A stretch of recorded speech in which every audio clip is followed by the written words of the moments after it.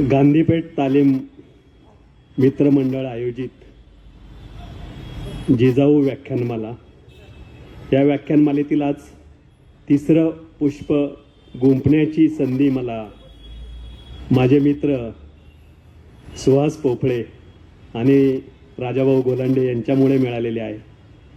आजच्या कार्यक्रमाचे अध्यक्ष या चिंचवड नगरीचे थोर सुपुत्र, इतिहास संशोधक, अनेक भाषांचे तज्ज्ञ बही चिंचवडे.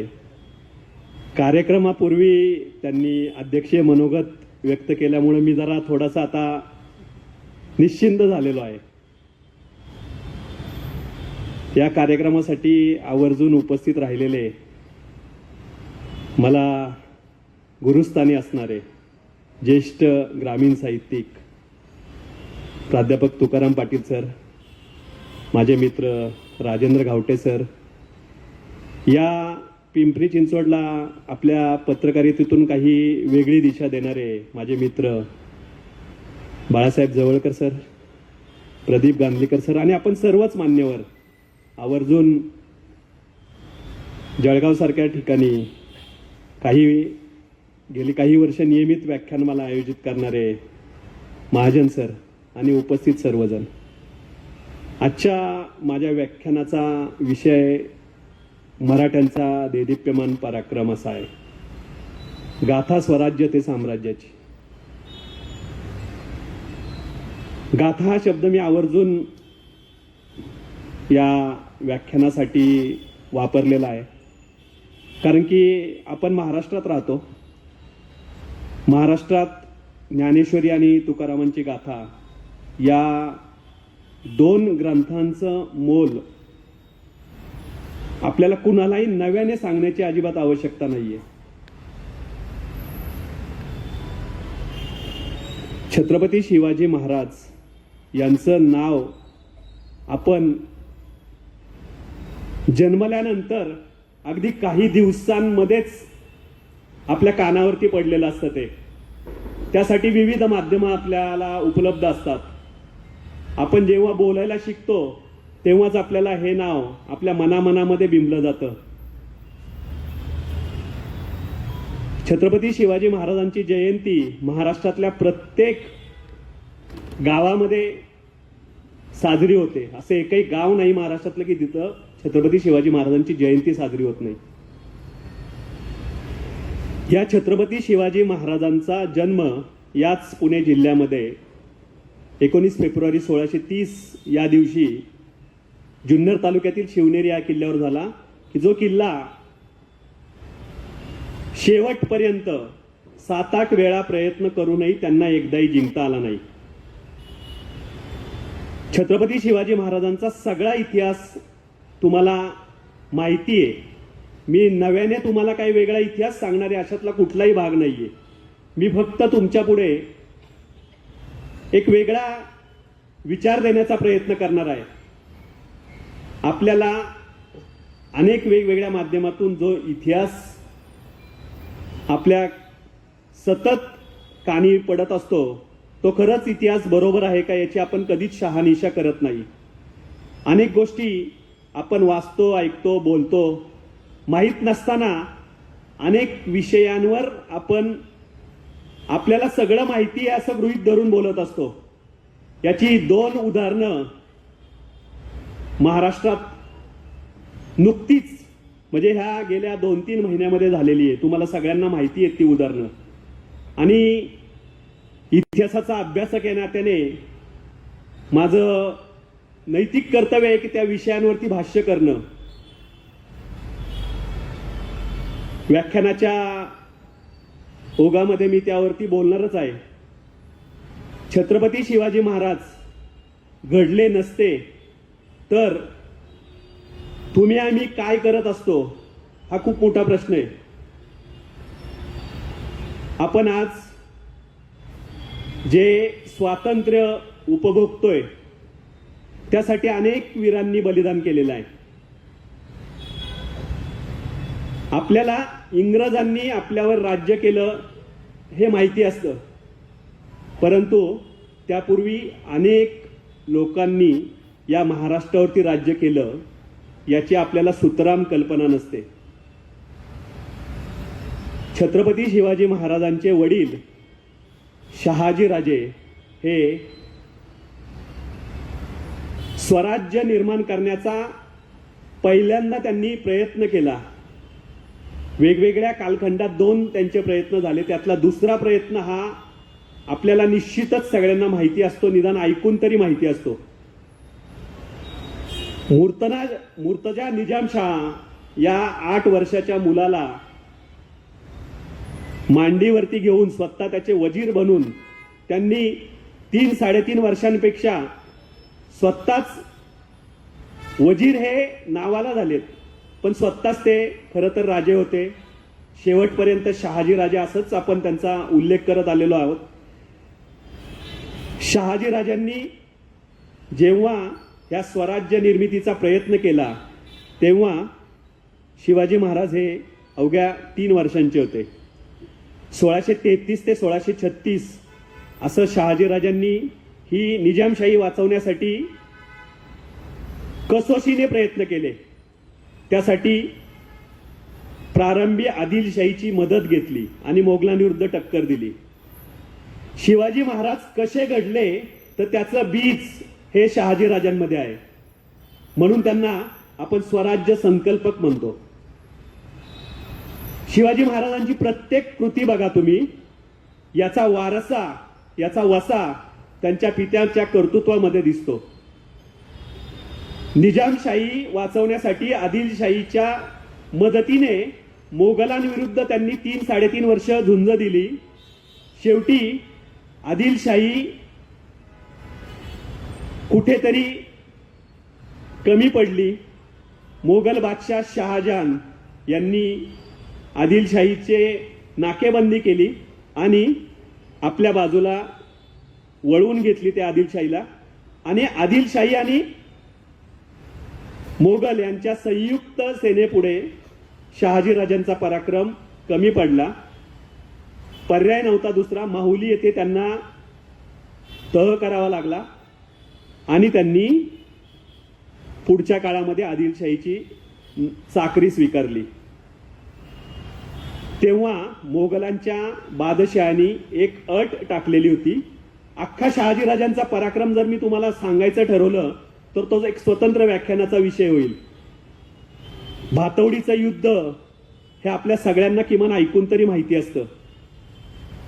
या भातवडीच्या युद्धामध्ये अत्यंत वीर पराक्रम केला तेव्हा शहाजी महाराजांचं कर्तृत्व मलिक अंबर नावाच्या सेनापतीला, जो निजामशाहीचा प्रमुख होता, त्याला दिसलं आणि तिथनं पुढं शहाजीराजांचं ज्याला नेतृत्व म्हणता येईल ते पुढे प्रकर्षाने आपल्याला दिसतं. या शहाजीराजांनी जेव्हा आपला पराभव झाला, आदिलशाहीची चाकरी स्वीकारली, तेव्हा मोगल बादशाहांनी स्पष्टपणे सांगितलेलं होतं की या व्यक्तीला महाराष्ट्रात अजिबात ठेवू नका, तुमच्या दूरदेशी कर्नाटकात घेऊन जा. आणि अशा परिस्थितीमध्ये पराभूत माणसाला काहीही पर्याय नसतो. आपली जहागीर वाचवण्यामध्ये शहाजीराजे यशस्वी ठरले आणि त्यांनी कर्नाटकात बंगळूरकडे प्रस्थान केलं. शहाजीराजांच्या पराक्रमाची वर्णनं राधा माधव विलास चंपू या ग्रंथामध्ये तुम्हाला पाहायला मिळतात. जयराम पिंडे या त्यांच्या दरबारात असणाऱ्या कवीने शहाजी महाराज नेमके काय होते, त्यांच्या दरबारात कोण कोण उपस्थित होते, हे स्वतः उपस्थित राहून लिहिलेला आहे. हा सगळा वारसा हा पुढे शिवाजी महाराजांकडे आलेला आहे. शिवाजी महाराज हे जन्मताच एक सरदार पुत्र म्हणून जन्मलेले आहेत. 1630 या वर्षी महाराष्ट्रामध्ये अत्यंत भीषण दुष्काळ पडलेला होता. आपण जे पोवाड्यांमधून शिवजन्माचं जे काही वर्णन ऐकतो, परिस्थिती त्याच्या बरोबर विरुद्ध होती. इतिहास हा नेहमी कागदपत्रांवरती आधारलेला असतो. नो डॉक्युमेंट्स नो हिस्ट्री अशी इतिहासाची एक व्याख्या केली जाते. इतिहासाचा अभ्यासक म्हणून मी तुमच्या पुढे जे काही तासभर बोलणार आहे त्यातला प्रत्येक माझ्या वाक्याला हा इतिहासाचा पुरावा असणार आहे. पुराव्याशिवाय माझं कुठलंही विधान नसणार आहे. जेव्हा शिवाजी महाराजांचा जन्म झाला तेव्हा महाराष्ट्रात दुष्काळ होता. त्या दुष्काळाचं वर्णन संत तुकारामांनी आपल्या गाथेमध्ये करून ठेवलेलं आहे. अशा भीषण परिस्थितीमध्ये शिवाजी महाराजांचा जन्म झालेला आहे. दुसरी महत्वाची गोष्ट, शिवाजी महाराज हे जिजाऊंचे पहिले पुत्र नव्हेत. जिजाऊंचे ते 8वे अपत्य आहेत आणि 8व्या अपत्याचा जन्म सोहळा मोठ्या धुमधडाक्यात साजरा करण्यासारखी परिस्थिती आजही नाही, पूर्वी तर नव्हती. त्यामुळे आज आपण जी महाराजांच्या जन्माची वर्णनं वाचतोय ती अजिबात खरी नाहीयेत. छत्रपती शिवाजी महाराजांच्या थोरल्या बंधूंचं नाव हे संभाजी म्हणून होतं. ज्यांच्या नावावरून शिवाजी महाराजांनी आपल्या पुत्राचं नाव संभाजी असं ठेवलेलं होतं. तर आपल्याला शिवाजी महाराजांचे बंधू संभाजी महाराज हे माहीतच नसतात. आपल्याला फक्त छत्रपती संभाजी महाराज हेच माहीत असतात. या शिवाजी महाराजांच्या थोरल्या बंधूंनी सुद्धा खूप मोठा पराक्रम केलेला आहे. शहाजी महाराजांचे ते उजवे हात होते आणि दोघांच्या वयामध्ये किमान 12-13 वर्षांचं अंतर आहे. मधल्या काळामध्ये जिजाऊंना जी 6 अपत्य झाली ती 6च्या 6 अकाली गेलेली आहेत. अशा परिस्थितीमध्ये 19 फेब्रुवारी 1630 या दिवशी शिवनेरीवर शिवाजी महाराजांचा जन्म झालेला आहे. 1630 ते 1636 या शिवाजी महाराजांच्या बालपणाच्या काळामध्ये शहाजी महाराजांचा पराक्रम सातत्याने जिजाऊ साहेब त्यांच्या कानावरती घालतायत. पराक्रमी पित्याचा हा मुलगा आहे, सरदार पुत्र आहे. हा कोणी सामान्य घराण्यात जन्मलेला मुलगा नाही. काही गोष्टी या वारसा हक्काने आलेल्या असतात आपल्याकडे. वारसा हक्काने शिवाजी महाराजांकडे पराक्रमी वडील आलेले होते. तितकीच महत्वाची गोष्ट त्यांच्या मातोश्री जिजाऊंच्या बाबतीतही आहे. लखोजी राजे जाधवराव हे निजामशाहीतलं एक मोठं नाव आहे. जाधवरावांची ही कन्या, 4 भावांची ही एकुलती एक बहीण, हे जिजाऊ आणि शहाजीराजे दोघंही युद्ध कलेमध्ये निपुण असलेलं दाम्पत्य आहे. त्या काळामध्ये सुशिक्षित असणारं दाम्पत्य आहे. आपल्याला महाराष्ट्रामध्ये सावित्रीबाई फुले आणि जिजाऊंनी शिक्षणाची गंगा मोठ्या प्रमाणामध्ये सुरू केल्यानंतर आज आपल्या सगळ्या आया बहिणी सुशिक्षित झाल्यात. हे आपल्याला सार्वत्रिकरित्या आपण मानत आलेलो आहे. परंतु त्या अगोदरही आपल्याकडं वेगवेगळ्या पद्धतीने शिक्षण व्यवस्था ही होती. अगदी तुम्ही सगळ्यांनी नालंदा विद्यापीठाचं नाव ऐकलेलं असतं. आपल्याकडं पूर्वीपासूनच शिक्षण व्यवस्था होती. अनेक स्थित्यंतर आल्यामुळे आपल्याकडं त्या व्यवस्थेमध्ये अडथळे निर्माण झालेले असल्यामुळे आपल्याकडे शिक्षण व्यवस्थेला ब्रेक लागलेला होता, खंड पडलेला होता. आणि मग आपल्याला अलीकडचं काळातले ह्या सगळ्या शिक्षण तज्ज्ञांचं काम, अगदी महर्षी धोंडो केशव कर्वे असतील किंवा अगदी आधुनिक शिक्षण महर्षी ज्यांना सगळे म्हटले जातात ते शिक्षण महर्षी असू द्यात, ह्या सगळ्यांनी जसं शिक्षणाची गंगा आपल्यापर्यंत आणली तसं याना त्या प्रकारे शिक्षण व्यवस्था ही महाराष्ट्रात पूर्वीपासून होती. तर हे दाम्पत्य सुशिक्षित होतं. जिजाऊंनी जसं आपल्याला फक्त माहिती असतं की रामायण आणि महाभारतातल्या गोष्टीच शिवाजी महाराजांना सांगितलेल्या आहेत, प्रत्यक्ष त्यांनी आपल्या कर्तबगार पतींच्या गोष्टी सुद्धा सांगितलेल्या आहेत. आणि त्या गोष्टी ऐकून, त्या गोष्टी पाहून शिवाजी महाराज घडत होते. 1636 नंतर शिवाजी महाराज हे आपोआपच आपल्या वडिलांबरोबर बंगळूरला गेलेले आहेत. या मधल्या काळामध्ये त्यांचं वास्तव्य अनेक ठिकाणी झालेलं आहे. जिथे शहाजीराजे होते तिथे शिवाजी महाराज असणं स्वाभाविक होतं. त्यामुळे शिवाजी महाराजांना किल्ले ही गोष्ट अगदी जन्माच्या वर्षापासूनच माहिती झालेली आहे. त्यांचे खेळ सुद्धा परमानंद या कवीने, ज्याने पुढं शिवभारत लिहिलं, त्या परमानंदांनी शिवाजी महाराजांचे खेळ लिहून ठेवलेले, शिवाजी महाराजांची शिक्षण व्यवस्था लिहून ठेवलेली आहेत. अत्यंत कर्तबगार असणाऱ्या या दाम्पत्यांनी आपल्या मुलाला राजा होण्यासाठीच घडवलेलं आहे. जे शहाजी महाराजांचं स्वप्न काही ना काही कारणामुळे अपूर्ण राहिलेलं आहे, ते पूर्ण करण्याचा प्रयत्न करण्यासाठीच शिवाजी महाराजांना घडवण्यात आलेलं होतं. म्हणून त्यांना अनेक गोष्टींचं शिक्षण देण्यात आलेलं होतं. हत्तीवर कसं बसायचं, त्या काळामध्ये उंट,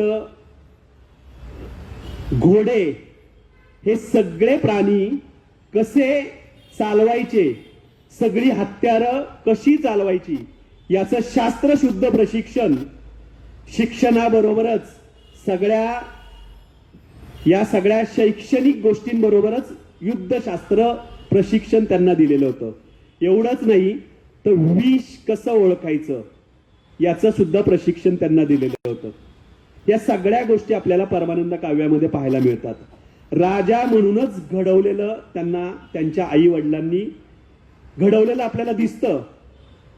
आणि 1642 नंतर ते कर्नाटकातून महाराष्ट्रात परत आले. खूप मोठा निर्णय होता हा. 6 वर्ष त्यांचं बंगळूरमध्ये वास्तव्य झालेलं होतं आणि या बंगळूरच्या वास्तव्यात त्यांनी अनेक गोष्टी शिकलेल्या आहेत. त्यांचं शिक्षण आणि दादोजी कोंडदेव यांचा काहीही संबंध नाही. दादोजी कोंडदेव हे आदिलशाहीचे मुतालिक आहेत. आदिलशाहीचे मुतालिक म्हणून, शहाजी राजांचे कारभारी म्हणून त्यांनी अत्यंत उत्तम पद्धतीने सेवा केलेली आहेत. आणि शिवाजी महाराजांच्या कारकिर्दीच्या प्रारंभीलाच त्यांचं निधन झालेलं आहे. असंच दुसरं निधन शिवाजी महाराजांच्या कारकिर्दीच्या प्रारंभीच संत जगद्गुरू तुकोबारायांचं झालेलं आहे. शिवाजी महाराजांची कारकीर्द ही 1646 ला सुरू होते. 1642 ते 1646 या 4 वर्षामध्ये शिवाजी महाराजांनी हा अख्खा मावळ परिसर पिंजून काढलेला आहे. या मावळ परिसरामध्ये जे काही अत्याचार चाललेले आहेत ते स्वतः ते उघड्या डोळ्यांनी पाहिलेले आहेत. आणि तिथनं पुढे त्यांना समजलेलं आहे की आपल्याला नेमकं काय करायचंय. या अत्याचारांना निर्बंध घालण्यासाठी सवंगड्यांना एकत्र करणं असू, त्यांना प्रशिक्षण देणं असू, त्यांच्यात ध्येयाचं बीजारोपण करणं असू, या सगळ्या गोष्टी शिवाजी महाराजांनी या 4 वर्षामध्ये केलेल्या आहेत.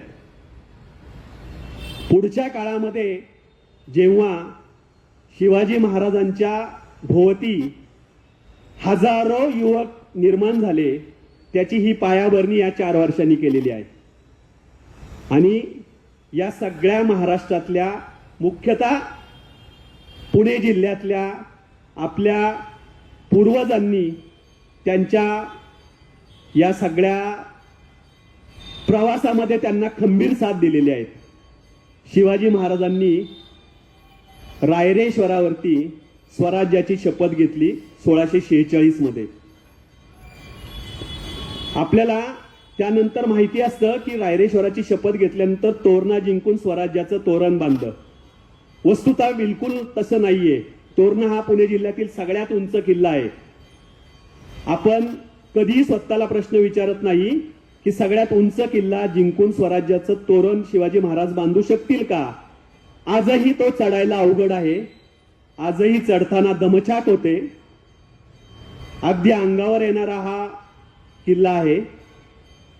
स्वराज्याचं तोरण तोरणा जिंकून बांधलं हे सगळ्यात पहिल्यांदा ग्रँड अप नाव तोरणा जिंकून बांधलं हे सगळ्यात पहिल्यांदा ग्रँड अप नावाच्या इतिहासकारांनी सांगितलंय. आणि आपल्याला कल्पना ह्या नेहमीच चांगल्या वाटत असतात, वस्तुस्थिती खूप वेगळी असती. रायरेश्वराच्या जवळ रोहिडा नावाचा किल्ला आहे. महाराजांच्या तोरणा जिंकण्याच्या पूर्वी 3 किल्ले महाराजांच्या ताब्यात आहेत.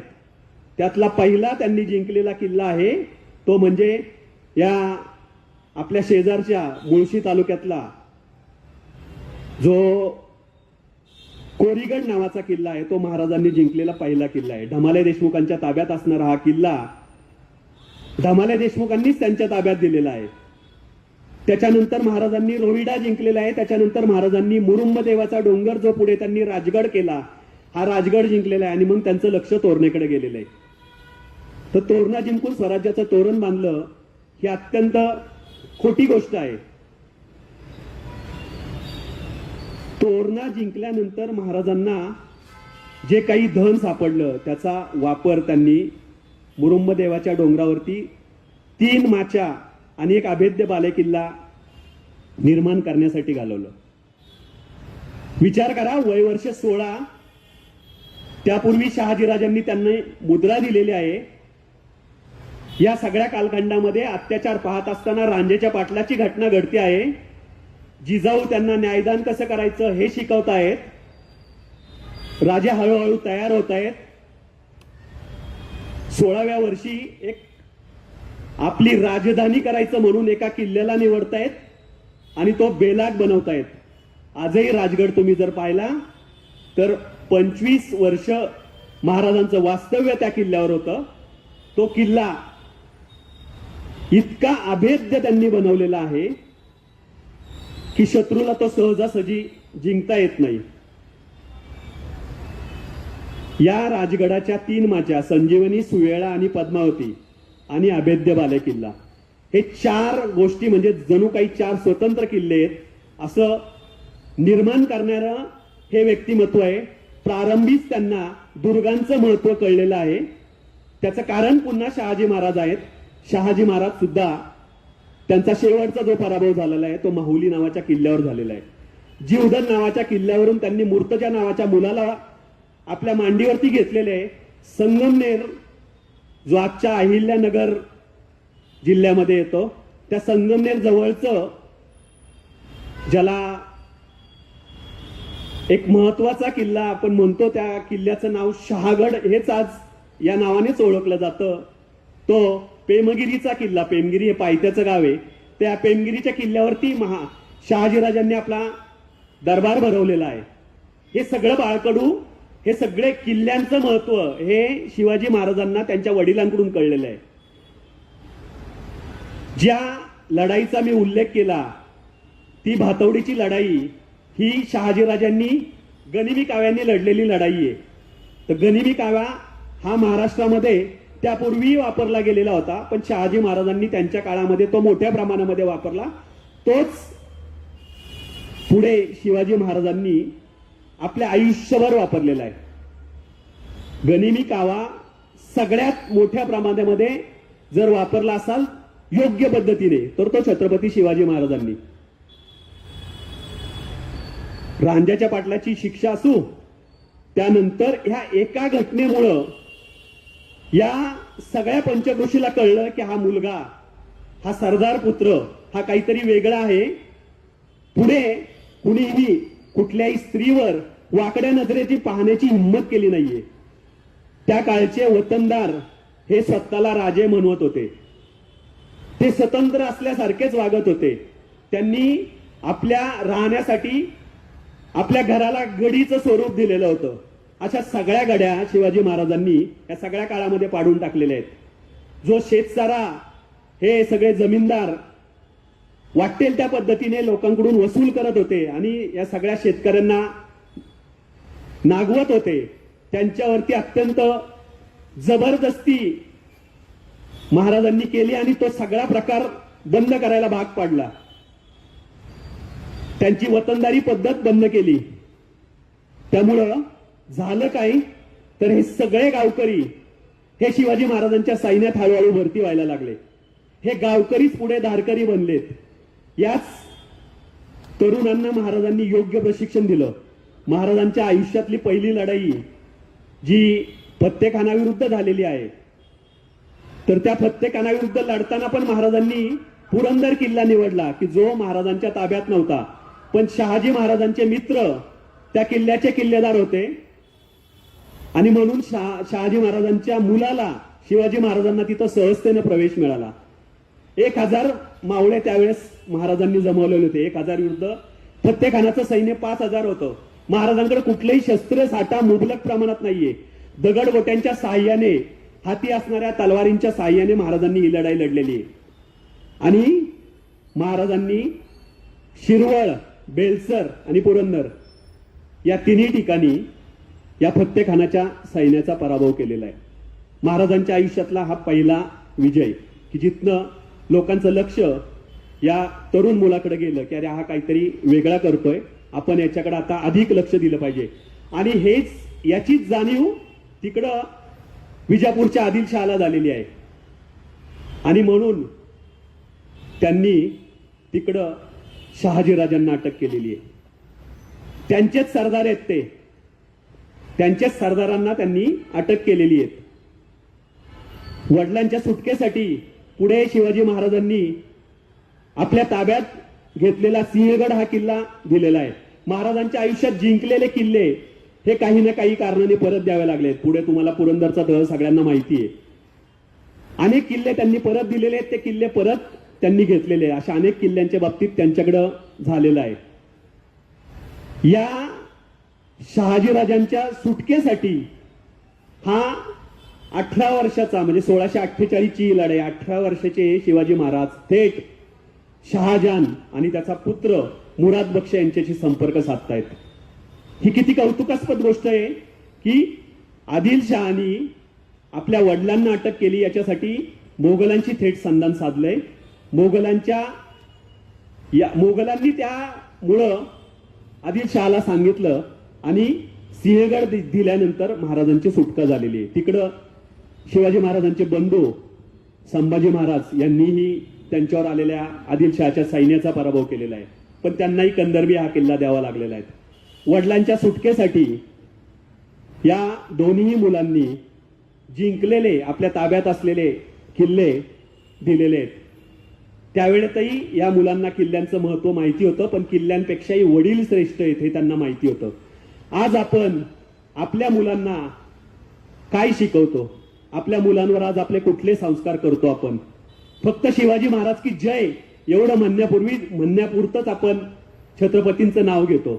त्यांच्या कर्तृत्वाचा, त्यांच्या गुणांचा आपल्या आयुष्यात जर समावेश आपण केला तर कदाचित परिस्थिती खूप झपाट्याने बदलेल. मी कदाचित हा शब्द जाणीवपूर्वक वापरतोय. शिवाजी महाराजांच्या या पहिल्या लढाईनंतर महाराजांच्या आयुष्यातलं सगळ्यात महत्वाचं जे पर्व आहे ते जावळी पर्व.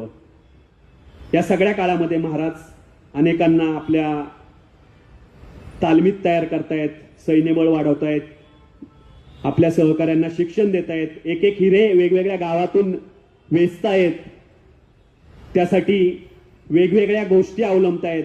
कुठल्या यात्रांना जातायत, कुठल्या जत्रांना जातायत, कुठल्या तालमी पाहतायत, कुठल्या घोडेस्वारी पाहतायत, हे सगळं महाराज पाहतायत आणि त्यातून एक एक सवंगडी ते गोळा करतायत. या सगळ्या परिस्थितीमध्ये जेव्हा जावळी जिंकण्याची जी मोहीम आहे ना त्यांची, ती त्यांच्या आयुष्यातला एक निर्णायक कलाटणी देणारी मोहीम आहे. जावळीचे जे मोरे आहेत त्या मोऱ्यांना चंद्रराव हा किताब होता. या चंद्रराव मोऱ्यांना महाराजांनीच गादीवरती बसवलेलं असतं, परंतु ते महाराजांचीच अत्यंत चुकीच्या पद्धतीने वर्तणूक करू पाहतायत. महाराजांना महाराज म्हणून पाहतच नाहीयेत. इतरांसारखे त्या काळात राजे सगळेच जण राजे होते, त्यामुळे पुढे महाराजांना जो राज्याभिषेक करावा लागला त्याचंही हे महत्वाचं कारण आहे की सगळेच जण राजे आहेत तर आपण वेगळे असण्यासाठी महाराज, म्हणून तो शिवराज्याभिषेक झाला. या मोरेंनी महाराजांनी गादीवर बसवलं असताना ते महाराजांची चुकीची वर्तणूक करतायत आणि अशा परिस्थितीमध्ये महाराजांना जावळी घेण्याशिवाय पर्याय दिसत नाहीये. जावळी त्यांनी 1656 मध्ये ताब्यात आणली.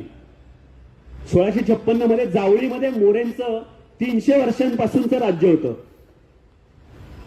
मोरेंना कळलेलं नाही की काय केलं पाहिजे.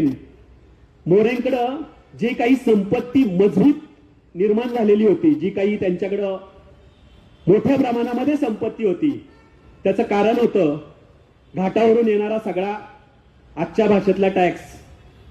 जावळी जर तुम्ही पाहिली तर जावळी हे तुमच्या लक्षात येईल आजही घनदाट जंगल आहे. जावळीत घाटवाटान जिथं येत आहेत अशी सगळी महत्वाच्या गोष्टींवरती पारघाट असू, हातलोट घाट असू, ह्या सगळ्या आंबेलोट असू, हे सगळ्या घाटावरून मिळणारं उत्पन्न हे मोरेंकडे जात होतं. आणि महाराजांनी आता जावळी ताब्यात घ्यायची ठरवली. जावळीचा अत्यंत कमी दिवसांमध्ये जावळीसारखं घनदाट असणारं ठिकाण त्यांनी ताब्यात घेतलं. त्यानंतर मोरे स्वतः रायगडावरती, त्याचं नाव पूर्वी रायरी होतं, त्या रायरीवर पळून गेले, म्हणून महाराजांनी रायरी सुद्धा ताब्यात घेतला. या सगळ्या प्रदेशात जिंकल्यानंतर महाराजांनी एक डोंगर शोधला की ज्याचं नाव भोरप्याचा डोंगर होता. त्या भोरप्याच्या डोंगरावर पाहता क्षणी त्यांनी किल्ला वसवण्याचं ठरवलं आणि पुढच्या 1.5 वर्षामध्ये आपल्या माणसांना सांगून, मग त्याच्यात त्यांचे पुढे पेशवे झालेले मोरोपंत आणि अर्जोजी गिरजोजी यादव या सगळ्यांना सांगून तो किल्ला बांधून घेतला की ज्याचं नाव पुढे प्रतापगड ठेवलं. महाराणा प्रताप हे त्यांचं एक आदर्श होतं, तर त्या महाराणा प्रतापाच्या नावावरून त्याचं प्रतापगड हे नाव ठेवलेलं आहे. तर ह्या प्रतापगडावरती पुढे काय झालं हे सगळ्यांना माहिती आहे, पण मोऱ्यांना कधीही असं वाटलं नाही की या ढोरप्याच्या डोंगरावरती आपण एखादा किल्ला बांधावा. त्यांनी जर तिथं किल्ला बांधला असतं तर शिवाजी महाराजांनी त्यांचा पराभव करणं सहज शक्य झालं नसतं.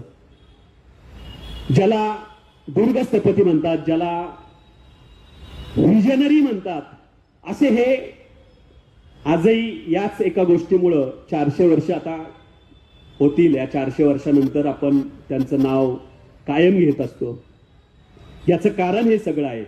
अनेक राजे महाराजांच्या पूर्वी होऊन गेले, महाराजांच्या नंतर झाले, परंतु त्यांच्या ह्या सगळ्या वैविध्यपूर्ण गोष्टींमुळं आजही महाराजांचं नाव टिकून आहे.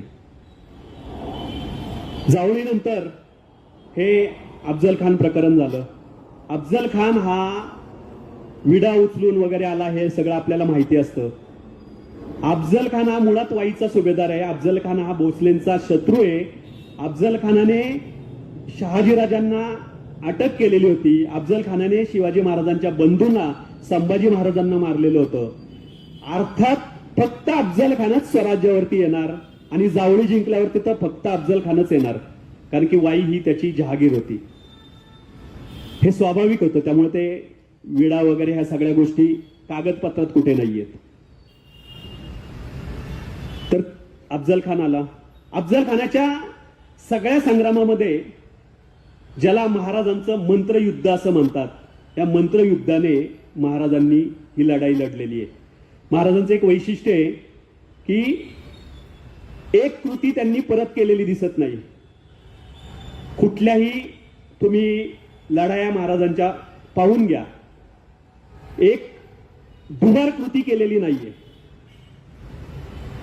ह्या अफजल खानाने येताना तुळजापूर, पंढरपूर या महाराजांच्या अत्यंत, केवळ महाराजांच्याच नव्हे तर महाराष्ट्राच्या अत्यंत महत्वाच्या देवस्थानांना, महाराजांचं कुलदैवत येते तुळजापूर, या दोन्ही देवस्थानांना त्यांनी त्यांची नासाडी केली, त्यांना क्षती पोहोचवली. असं असताना सुद्धा महाराजांनी अजिबात उघड्या मैदानावरती आले नाही, कारण की महाराजांकडे अगदी मोजकं सैन्य होतं. अफजल खानाकडे तुलनेने खूप मोठं सैन्य होतं. महाराजांनी बांधलेल्या प्रतापगडावरती वास्तव्य केलं. आणि प्रतापगड हा जर तुम्ही पाहिला, आज आपण प्रतापगडावरती थेट गाडीने जातो, पण कधीतरी तुम्ही पायथ्याच्या कुंभरोशीपासून चालत जा, म्हणजे तुम्हाला प्रतापगड काय आहे हे कळेल. कधीतरी पारपासून चालत जा, म्हणजे तुम्हाला प्रतापगड काय आहे हे कळेल. तर या प्रतापगडावरती महाराजांनी वास्तव्य केलं. शेवटपर्यंत महाराज प्रतापगडावरून खाली उतरले नाहीत. शेवटी वाईत यावं लागलं अफजल खानाला, तरीही महाराज वाईला सुद्धा आले नाहीत. महाराजांनी आपला वकील पाठवला, पंताजी गोपीनाथ. पंताजी गोपीनाथांनी अफजल खानाला शिताफीने तयार केलं, अनेक आश्वासनं दिली आणि शेवटी अफजल खानाला वाई सोडून प्रतापगडच्या पायथ्याला यावं लागलं. तिथेही महाराजांनी प्रतापगडच्या पायथ्याला आल्यानंतर आपल्याला हव्या तशा अटी घातलेल्या आहेत. फक्त 10 सेवक बरोबर असतील, ही महाराजांनी घातलेली अटे. शेवटपर्यंत आपण घाबरलेलो आहोत. हे अफजल खानावरती त्याने इतकं व्यवस्थित बिंबवलेलं होतं आणि हे सगळं, या गोष्टीला मंत्रयुद्ध असं म्हटलं जातं. या मंत्रयुद्धात जेव्हा अफजल खान वाई सोडून जावळीच्या घनदाट जंगलामध्ये शिरला, तेव्हा अफजल खान मारला जाणार, ही वस्तुस्थितीच आहे. त्यामुळे पहिला वार अफजल खानाने केला की शिवाजी महाराजांनी केला, याला इतिहासात शून्य महत्व आहे. अफजल खानाला संपवायचं, केवळ अफजल खानाला संपवायचं नाही तर अफजल खानाबरोबरच्या सगळ्या सैन्याला संपवायचं. त्याची काही कारणं होती. घोडे हे असे अचानक तयार होत नसतात. सैन्य जसं वाढत होतं तशी घोड्यांची गरज महाराजांना लागत होती. सैन्य जसं वाढत होतं तशी त्यांना द्यायला शस्त्र लागत होतं. हे सगळं घोडे असे कुठं एका दिवसात कुठेतरी मिळतात असं होत नाही, आणि ते मिळवण्यासाठी असं युद्ध करणं हेच क्रमप्राप्त असतं. आणि या अफजल खानाच्या सैन्याला संपवणं हेच महाराजांची व्यूहनीती होती. आणि म्हणूनच त्याच पद्धतीने त्यांनी त्यांच्या सैन्याची रचना केलेली होती. प्रत्येकाला जबाबदारी दिलेली होती, कुणी काय करायचंय. तिथं शिवाजी महाराजांनी सहज शक्य होतं त्यांना, जेव्हा अफजल खान आला तेव्हा, जसं पुढच्या काळामध्ये त्यांनी केलं पन्हाळगडच्या वेढ्यामध्ये, की स्वतःच्या ऐवजी शिवा काशीतला पाठवलं. तसं महाराजांना इथं करता येणं शक्य होतं, पण महाराजांनी ते केलं नाही. ते स्वतः अफजल खानाला भेटायला गेले. त्यापूर्वी अफजल खान काय होता, कसा होता, याचा सगळा त्यांनी अभ्यास केलेला होता, त्याची तयारी केलेली होती. आणि मग त्यांना खात्री होती की आपण अफजल खानाचा निपात करणार, आणि म्हणून त्यांनी अफजल खानाला भेटायला जाण्याचं स्वतः ठरवलं. आणि प्रत्येक आपल्या व्यक्तीवरती जबाबदारी दिली की त्यांनी हे काम पार पाडायचं. स्वतःचे 10 अंगरक्षक निवडले. त्या 10 अंगरक्षकांना जबाबदारी दिलेली होती कुणी काय करायचं. आणि अफजल खानाला शब्दशः काही मिनिटांमध्ये महाराजांनी संपवलेलं आहे. काही मिनिटांमध्ये. 10 नोव्हेंबर 1659 ही तारीख. त्यापूर्वी एक अत्यंत दुर्दैवी घटना त्यांच्या आयुष्यात घडलेली आहे. परंतु त्या दुर्दैवी घटनेचा, त्यांच्या पहिल्या पत्नीचा सईबाईंचा मृत्यू 5 सप्टेंबरला झालेला आहे. 5 सप्टेंबर ते 10 नोव्हेंबर अवघा 1.5-2 महिने त्यांच्या हातात आहेत फक्त. या 2 महिन्यांच्या काळामध्ये पण 2 महिने पण नाहीच. तर या सगळ्या काळामध्ये महाराजांनी स्वतःला सावरलेले आहे. अफजल खानाला संपवायचं ठरवलंय आणि त्या पद्धतीने त्यांनी संपवलेलं आहे. अशा पार्श्वभूमीवरती अफजल खानासारख्या मोठ्या माणसाला जर मारला असतं तर तुम्ही आम्ही इतका आनंदोत्सव साजरा करत राहिलो असतो, पण महाराज त्या आनंदोत्सवात रमले नाहीत. त्यांनी थेट अफजल खानाच्या मृत्यूची बातमी विजापूरला पोहोचेपर्यंत आपल्या सैन्याचे 3 विभाग केले आणि 3 दिशांना पाठवले. एक विभाग कोकणात दोरोजीच्या नेतृत्वाखाली उतरला, एक विभाग नेतोजीच्या नेतृत्वाखाली थेट विजापूरपर्यंत गेला आणि एक विभाग स्वतःच्या नेतृत्वाखाली थेट पन्हाळ्यापर्यंत गेले. पन्हाळा 18व्या दिवशी त्यांनी 28 नोव्हेंबरला ताब्यात घेतलाय. किती वेगवान आयुष्य आहे महाराजांचं. कुठलाही आनंद साजरा करण्यासाठी त्यांना वेळ नाहीये, कुठलंही दुःख उगाळण्यासाठी त्यांना वेळ नाहीये. स्वराज्य आहे असं निर्माण होत नाही. त्यासाठी एक बांधिलकी लागती, त्यासाठी निश्चित ध्येय लागतं. या निश्चित ध्येय असल्यामुळेच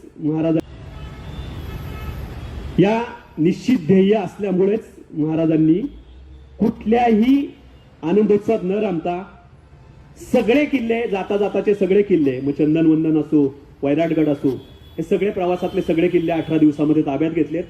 पन्हाळा जिंकला. पन्हाळा जिंकल्यानंतर मधल्या काळामध्ये सिद्धी जव्हरचं आक्रमण येतंय हे दिसताच त्यांनी मिरजेचा वेढा सोडून पन्हाळ्यावरती ते आले. तिथंही कारण काय, तर आपल्या सीमेवरती शत्रूला थांबवायचं.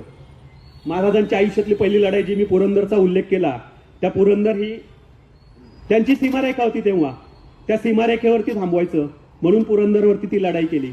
इथं पण त्यांनी पन्हाळा हा सीमारेखेवरचा किल्ला निवडला, कारण की शत्रूचं सैन्य आपल्या स्वराज्यात येऊ नये ही त्याच्या पाठीमागची भूमिका.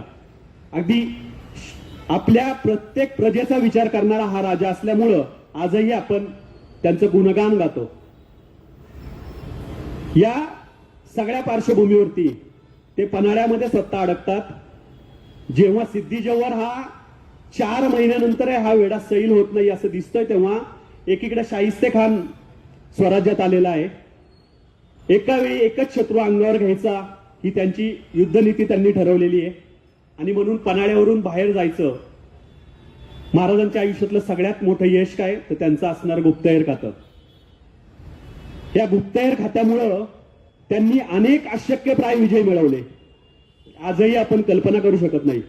तुमच्यापैकी पन्हाळा ते विशाळगड हे आहे पायी प्रवास कोणी केलाय मला माहित नाहीये, पण तुम्हाला सांगतो आजही पन्हाळा ते विशाळगड हा पायी प्रवास करणं आजही दिवसा उजेडी हे ज्याला चॅलेंजिंग म्हणतो असं चॅलेंजिंग आहे. महाराजांनी रात्रीची वेळ निवडली आणि रात्रीच्या वेळेत ते बाहेर पडलेत. गुप्तहेर खात्याने दाखवलेल्या वाटेवरती त्यांनी विश्वास ठेवला.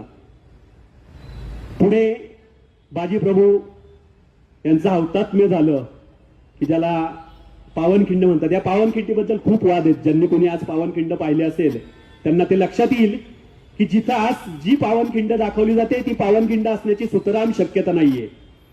पावनखिंड ही कुठेतरी वेगळ्या ठिकाणी असणार आहे.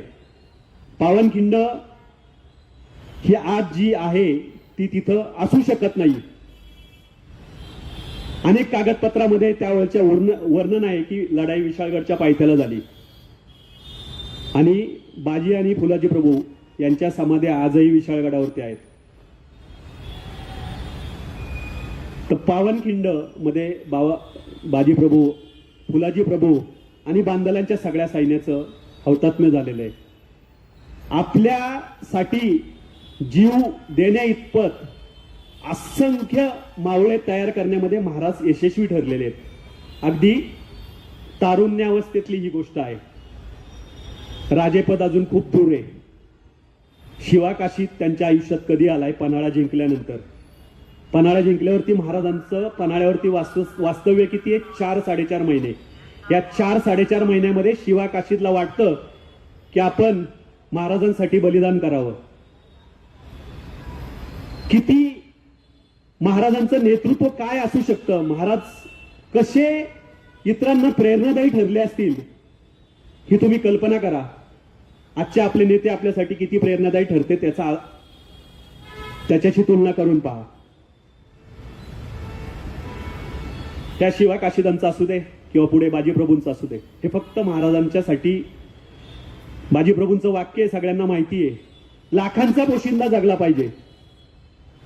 आणि म्हणून ह्या लाखांच्या पोशिंदा वाचवण्यासाठी सर्वसामान्य कायम जात असतात. त्यांना हौतात्म्य येत असतं.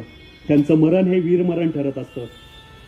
किती खात्री होती बाजीप्रभूंना की आपण गेल्यानंतर आपल्या घरच्यांची काळजी महाराज नक्की घेतील, आणि खरंच ती त्यांनी पुढे घेतलेली आहे. आज आपण ज्या सगळ्या पेन्शन योजना पाहतो त्याचं सुरुवातीचं रूप हे शिवाजी महाराजांच्या काळातलं आहे. शिवाजी महाराजांनी सगळ्या सैन्यामध्ये लढत असताना ज्यांना हौतात्म्य पत्करावं लागलंय अशा सगळ्यांच्या घरच्यांची काळजी घेतलेली आहे. त्यांना काही ठराविक रक्कम ही दिलेली आहे. असा दूरदृष्टीचा हा नेता होता आपला. हा दूरदृष्टी असणं ही हे कुठंतरी वडिलांकडून आले, हे कुठंतरी आईकडून आलेले आहे. हे सगळं ते शिकत होते, हे सगळं परिस्थिती सगळे पाहत होते. पुढे इकडे जेव्हा शाहिस्तेखान स्वराज्यावरती आलेला होता तेव्हा महाराज पन्हाळ्यावरती आहे. आपल्यापासून हाकेच्या अंतरावर असणारा चाकण, जिथं संग्रामदुर्ग जो भुईकोट किल्ला आहे, ज्याला चाकणचा भुईकोट किल्ला म्हणतायत, काही वर्षांपूर्वी त्याची परिस्थिती अत्यंत वाईट होती. आज फिरंगोजी नरसाळे प्रतिष्ठाननी कितीतरी पटीने ती परिस्थिती सुधारलेली आहे. एक भुईकोट त्यांनी सुस्थितीत आणलेला आहे. या चाकणच्या संग्रामदुर्गामध्ये फिरंगोजीच्या सोबत 300 मावळे आहेत आणि शाहिस्तेखानाकडे 21,000 सैन्य आहे. 300 विरुद्ध 21,000 मुकाबला, विषम मुकाबला, भुईकोटक मधला मुकाबला. कुठलीही मदत मिळणार नाही. शिवाजी महाराज कुठे तर पन्हाळ्यामध्ये अडकलेले आहेत, नेताजी कुठं तर विजापूरमध्ये आहेत. मदतीला कोणीही नाही, तरीही आपले मावळे लढतायत. काही विजिगुषी वृत्ती महाराजांनी आपल्या सहकाऱ्यांमध्ये पेरलेली आहे. हे पुढचं जे साम्राज्य निर्माण झालं ना, त्याला हे शिवाजी महाराजांचे सगळे गुण कारणीभूत आहेत. शिवाजी महाराजांनी आपले सहकारी असे तयार केलेले आहेत. ह्या सगळ्या सहकाऱ्यांनी आपल्या पुढच्या पिढीकडे हा वारसा दिलेला आहे आणि म्हणून पुढे साम्राज्य झालेलं आहे. या फिरंगोजी नरसाळेंनी 56 दिवस हा चाकणसारखा एक छोटासा किल्ला लढवला. 56व्या दिवशी तो त्यांना द्यावा लागला. का तर अन्नसाठा संपलेला होता, संपत आलेला होता. आणि मग फिरंगोजींनी तो चाकणचा किल्ला दिलाय. शाहिस्तेखान स्वराज्यावरती आल्यानंतर ह्या चाकणचा किल्ला जिंकल्यानंतर एकही किल्ला जिंकण्याचा प्रयत्न का केला नाही, तर त्याचं हे कारण आहे. एक भुईकोट आपल्याला 56 दिवस लढावा लागतोय, तर डोंगरी किल्ले काय परिस्थिती होऊ शकते. मधल्या काळामध्ये यानंतर महाराजांनी उंबरखिंडीमध्ये कारतलब खानाचा पराभव केलेला आहे. गनिमी काव्याच्या लढाईचा अत्यंत उत्तम नमुना, ज्याचं स्मारक या लोणावळ्याच्या शिवदुर्ग मित्र मंडळाने अत्यंत सुंदर पद्धतीने बनवलेलं आहे. ते स्मारक जरूर पहा. कधीतरी लोणावळा ते उंबरखिंड असा प्रवास करून बघा की त्या उंबरखिंडीमध्ये कशा पद्धतीने लढाई न करता महाराजांनी जे धवल यश मिळवलं. तिथं कारतलब खानाबरोबर असंख्य युद्ध आहेत. त्याच्यात रायबगन नावाची एक स्त्री योद्धा सुद्धा आहे.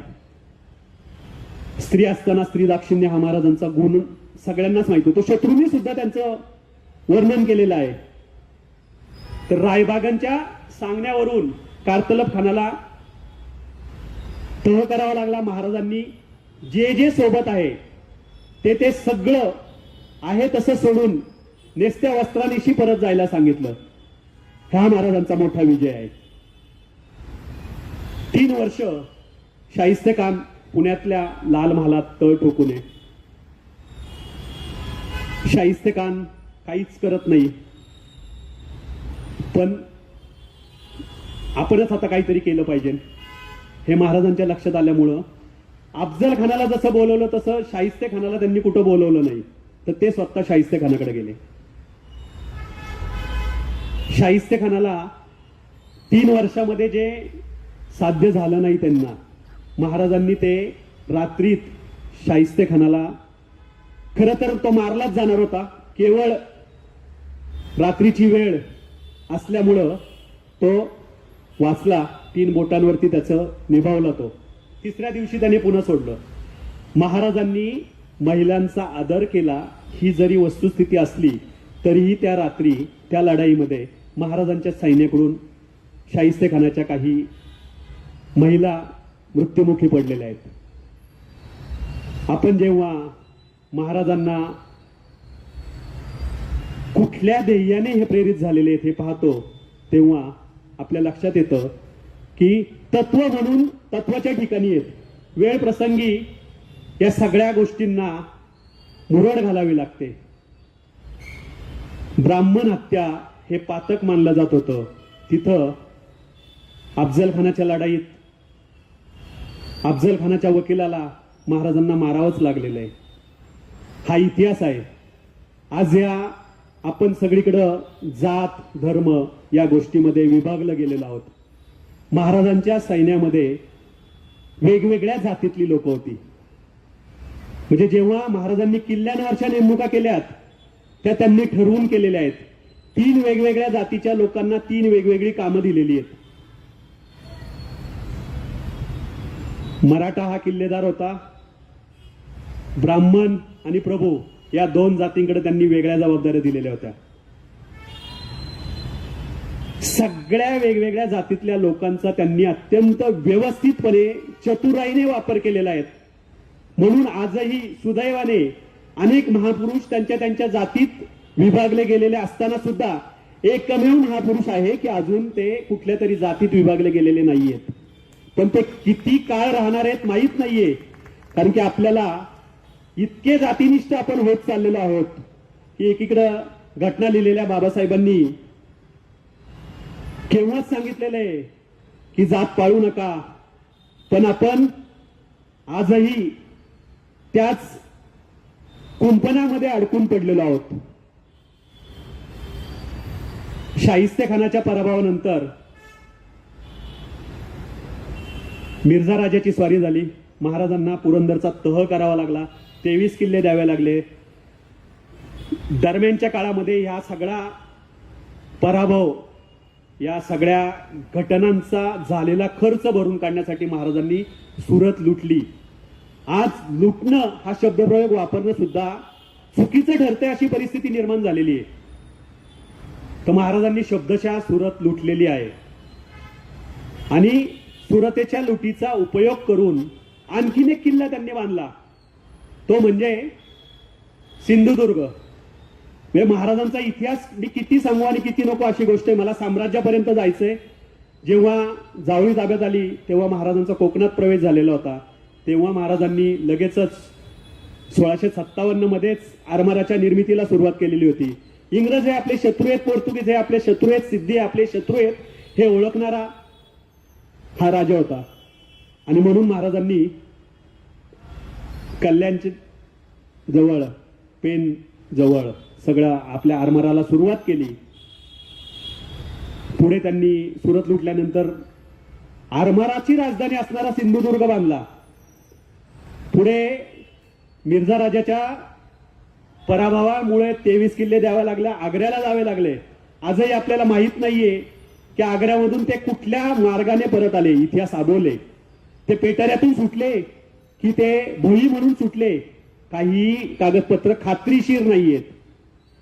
काही कागदपत्र खात्रीशीर नाहीयेत.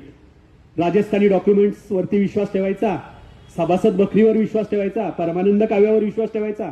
सगळ्यामध्ये सगळं वेगवेगळं आहे आणि ही सगळी विश्वसनीय कागदपत्र आहेत. त्यामुळं खात्रीशीरपणे आपण एकही निष्कर्ष करू शकत नाही. महाराज याच मार्गाने परत आलेत. हे जे कोणी सांगतायत ते केवळ तर्काच्या आधारे सांगतायत. महाराज 12 मे या दिवशी औरंगजेबाला भेटले आणि अनेक अपमान दरम्यानच्या काळात झालेले होते. ते सगळे प्रसंग मी तुम्हाला सांगत नाही.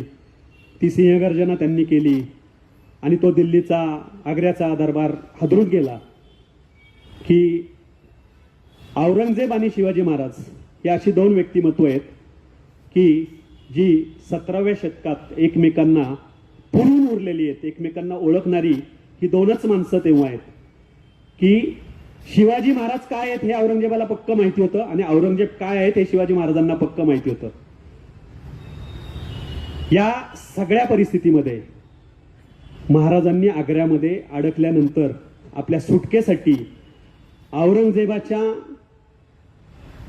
बहिणीला, औरंगजेबाच्या वजीराला, औरंगजेबाच्या सगळ्या प्रमुख अधिकाऱ्यांना व्यवस्थित लाच दिलेली आहे. जी लोक शिवाजी महाराजांना लगेच मारा असं म्हणत होती तीच औरंगजेबाला हळूहळू सांगू लागली की शिवाजी महाराजांना मारणे हे चुकीचं आहे. विचार करा, आग्रा कुठं आहे, स्वराज्य कुठं आहे. अशा परिस्थितीमध्ये महाराजांच्या सोबत असणारं सैन्य किती आहे. असं असताना केवळ स्वतःवरती विश्वास, आपला 8-9 वर्षांचा मुलगा सोबत आहे. महाराजांनी त्यांच्या आयुष्यामध्ये आपल्या ह्या पुत्राच्या संगतीने खूप मोठं राजकारण केलेलं आहे. म्हणजे 8व्या वर्षी पहिले मनसबदार, आग्र्यावरून परत आल्यानंतर पुन्हा एकदा मनसबदार, त्याच्यानंतर पुन्हा एकदा 3 वेळा संभाजीराजे हे मनसबदार झालेले आहेत. शिवाजी महाराज कधीही मनसबदार झालेले नाहीत. हे सगळं पुत्राचा योग्य पद्धतीने वापर करून राजकारण करता येतं, हे महाराजांकडे पाहून शिकण्यासारखं आहे. आग्र्यावरून सुटका झाल्यानंतर महाराजांनी पहिल्यांदा पुरंदरचा तह परत चालू करण्यासाठी औरंगजेबाला कळवलं की आपण झालेला तह तसाच ठेवू. 1666 ते 1670 ही 4 वर्ष, म्हणजे 3.5-4 वर्ष महाराजांनी आपलं जे काही नुकसान झालेलं आहे ते नुकसान भरून कसं करता येईल, कसं काढता येईल, आपल्या जनतेचा जो विश्वास डळमळीत झालेला आहे त्याला उभारी कशी देता येईल, यासाठी हे 3.5-4 वर्ष त्यांनी घालवलेले आहेत. मोठ्या प्रमाणामध्ये त्यांनी सैन्य भरती केले. शेतकरी जे उद्ध्वस्त झालेले होते त्यांना बियाणे दिले, त्यांना कर्ज माफ केलं, त्यांना सगळ्या सुविधा दिल्या आणि सगळी गाडी परत रुळावर आणण्यासाठी हे 3.5-4 वर्ष त्यांनी वापरले. आणि त्यानंतर त्यांनी जेव्हा काशीचं विश्वेश्वराचं मंदिर औरंगजेबाने पाडलं, जिजिया कर लादला, ह्या 2 गोष्टी घडल्या क्षणी त्यांनी एल्गार पुकारला. महाराजांनी 1670 हे महाराजांच्या आयुष्यातलं सगळ्यात निर्णायक वर्ष, की ज्या वर्षाने महाराजांना जे पुरंदरच्या तहात 23 किल्ले गमावले, ते 23 पेक्षा जास्त किल्ले म्हणजे 32 किल्ले महाराजांनी एका वर्षात जिंकले, ते 1670 या वर्षी. आणि तिथनं पुढे त्यांनी मागे वळून पाहिलंच नाही. जेव्हा राज्याभिषेक झाला तोपर्यंत त्यांच्या ताब्यात 240 किल्ले आलेले होते. म्हणजे हे 1670 हे त्यांच्या आयुष्यातलं अत्यंत निर्णायक वर्ष आहे. तानाजीचा पराक्रम आपल्या सगळ्यांना माहिती आहे. गड आला पण सिंह गेला, हे सगळं आपण ऐकलेलं असतं. वस्तुस्थिती त्याच्यापेक्षा कमालीची विरुद्ध आहे. तानाजी हे घोरपडीच्या साह्याने चढलेले नाहीत. तानाजी गेल्यामुळं गडाचं नाव सिंहगड ठेवलेलं नाही. ह्या दोन्ही गोष्टी चुकीच्या आहेत. तानाजी हे केवळ दोराच्या साह्याने, म्हणजे त्यांच्या 2 सहकाऱ्यांनी हाताच्या बोटांच्या साह्याने वरती गेले, त्यांनी दोर लावला आणि या दोराच्या साह्याने बाकीचे सगळे सवंगडी वरती आलेले आहेत. कल्याण दरवाजातून सूर्य आलेले, तानाजींचं तिथं वीरमरण झालेले हुतात्मे त्यांना आलेले आहे. तानाजीचा पराक्रम हा इतरांसाठी स्फूर्तिदायी ठरलेला आहे. तिकडे पुरंदर महाराजांनी परत जिंकलेले आहे. असंख्य किल्ले महाराजांनी पाठोपाठ जिंकलेले आहेत. 1670ला औरंगजेबाला कळून चुकलेलं आहे की आता शिवाजी महाराज थांबू शकत नाही, आता शिवाजी महाराजांना कोणीच थांबू शकत नाही. हे 1670 या वर्षाने औरंगजेबाला कळून चुकलेलं आहे. दरम्यानच्या काळात दुसऱ्यांदा सुरत लुटलेली आहे महाराजांनी. हे सगळं अत्यंत नियोजनबद्ध पद्धतीने त्यांचं चालू आहे. 1672 पर्यंत शिवाजी महाराज आणि समर्थ रामदास स्वामी यांची एकही भेट नाही, एकही भेट नाही. समर्थ रामदास स्वामी हे त्यांच्या पद्धतीने त्यांचं काम करत होते. शिवाजी महाराज हे त्यांचं काम त्यांच्या पद्धतीने करत होते. 17व्या शतकातली ही 2 मोठी माणसं आहेत. दोन्ही माणसं त्यांच्या क्षेत्रात मोठी आहेत, पण कुणी कुणाचा गुरु नाही, कुणी कुणाचा शिष्य नाही. 1672 मध्ये जेव्हा या दोघांची एकमेव भेट झालेली आहे, जेव्हा भेट झाली तेव्हा महाराज काही थकलेले नव्हते. त्यांचा राजमुकुट त्यांनी काही उतरवलेला नव्हता. कोणीतरी एक बाबा येतो आणि इथं बोलतो की महाराज थकलेले आहेत आणि त्यांच्या गुरूंपाशी ते जात आहेत आणि राजमुकुट त्यांच्यापाशी देत आहेत. अत्यंत चुकीचं. जो माणूस इतिहासाचा अभ्यासक नाही त्याने कशासाठी इतिहासावर बोललं पाहिजे? काही आवश्यकता नाहीये ना, काही आवश्यकता नाहीये बोलण्याची. आणि तरीही आपण सगळे गप्प बसून ते ऐकतो. कोणी साधा निषेध सुद्धा करत नाही. आपले मुख्यमंत्री काहीतरी गोलगोल त्याच्यावरती उत्तर देतात, म्हणजे धड त्याचा स्पष्ट शब्दात धिक्कारही करत नाही, म्हणजे धड त्याचा स्पष्ट शब्दात धिक्कारही करत नाही. हे अत्यंत चुकीचं आहे. आमच्यासारखे इतिहास अभ्यासक कधीतरी जाहीर व्याख्यानातून तेवढं फक्त सांगतात, पण त्याच्यासाठी ना आंदोलन होतंय ना काही होत. या सगळ्या गोष्टी आज महाराष्ट्राला दुही निर्माण करतायत. आणि हे सगळं याच्या पाठीमागचं, आपण कोट करा माझं विधान, याच्या पाठीमाग खूप मोठं षडयंत्र आहे.